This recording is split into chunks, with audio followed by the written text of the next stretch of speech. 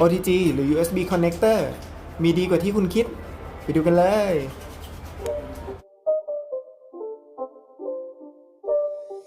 It's not a game, it's a rich thing.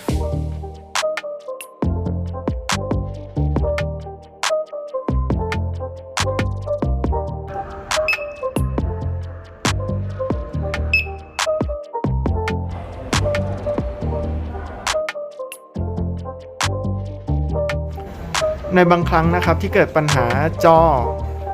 ไม่สามารถทัชได้ไม่รับสัมผัสนิ้วมือเรามีตัวช่วยที่ดีครับเราใช้ OTG ตัวนี้เลยต่อกับเมาส์มีสายและเมาส์ไร้สายได้ทั้งคู่นะครับเมื่อเสียบเข้าไปแล้วนี่ฮะเราก็จะเห็นว่ามีลูกศรของเมาส์ไปขึ้นที่จอ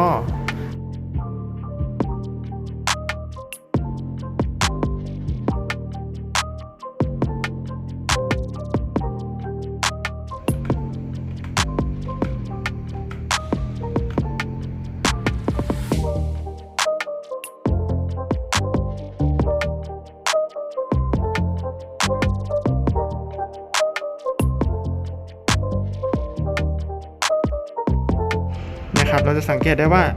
มีที่เก็บข้อมูลเพิ่มเข้ามานะครับซึ่งแปลว่าตัวเครื่องมองเห็นนั่นเองหากชื่นชอบให้กดถูกใจและเพื่อไม่ให้พลาดคลิปต่อไปอย่าลืมกดติดตามและกดสั่นกระดิ่งแจ้งเตือนไว้ด้วยนะครับ